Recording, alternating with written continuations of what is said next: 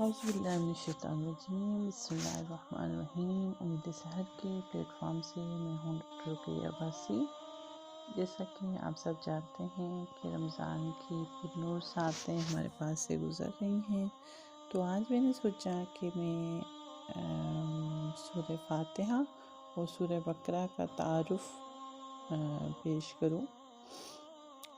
سورہ فاتحہ نہ صرف قرآن کریم کی موجودہ ترتیب میں سب سے پہلی سورت ہے، اس میں بندوں کو وہ دعا سکھائی گئی ہے جو ایک طالب حق کو اللہ سے مانگنی چاہیے، یعنی سیدھے راستے کی دعا۔ اس طرح اس سورت میں صراط مستقیم یا سیدھے راستے کی جو دعا مانگی گئی ہے، پورا قرآن اس کی تشریح ہے اور وہ سیدھا راستہ کیا ہے۔ اس کو ہم قرآن کریم کا مقدمہ بھی کہتے ہیں، یعنی قرآن کریم میں آگے جو بھی مضامین بیان ہوئے ہیں یہ اس کا مختصر تعارف ہے۔ امید کرتی ہوں سورہ فاتحہ کا یہ تعارف آپ کو پسند آیا ہوگا۔ اب چلتے ہیں سورہ بقرہ کی طرف۔ سورہ بقرہ قرآن کریم کی سب سے لمبی سورت ہے۔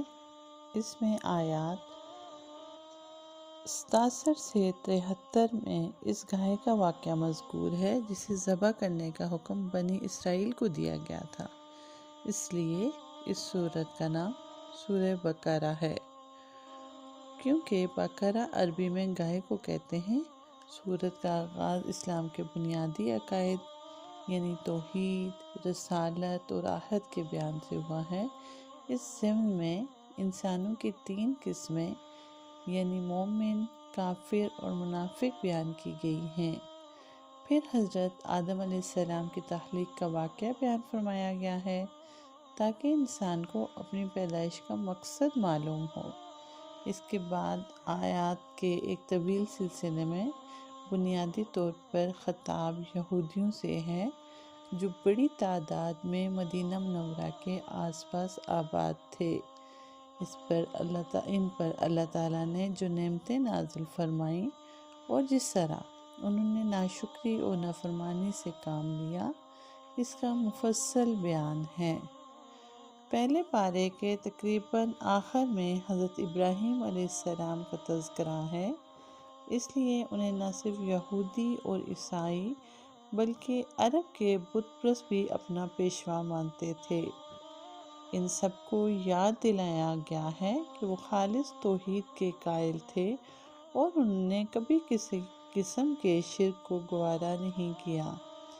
اس ضمن میں بیت اللہ کی تعمیر اور اسے قبلہ بنانے کا موضوع زیر بحث آیا ہے۔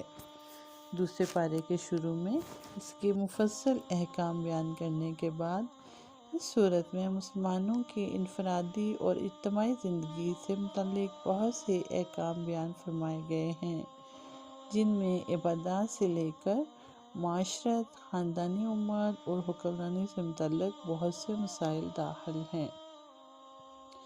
اللہ تعالیٰ نے قرآن کو اس لیے نازل کیا کہ ہم اس کو سمجھ کر پڑھیں۔ جب تک ہم اس کتاب کو سمجھ کر نہیں پڑھیں گے، ہم ہدایت نہیں لے سکتے۔ اللہ تعالیٰ مجھے، آپ کو اور ہماری آنے والی نسلوں کو قرآن کا حقیقی فہم عطا کرے۔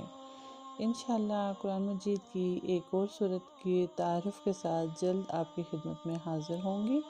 تب تک اجازت دیجیے اور اپنے رمضان کی پرنور ساعتوں کو قرآن کریم کی تلاوت سے مزین کیجیے، کیونکہ نبی کریم صلی اللہ علیہ وآلہ وسلم سب سے زیادہ رمضان المبارک میں قرآن کریم کی تلاوت کی ترغیب دیتے ہیں، اور صحابہ اور اسلاف سے بھی ہمیں یہی معمول ملتا ہے۔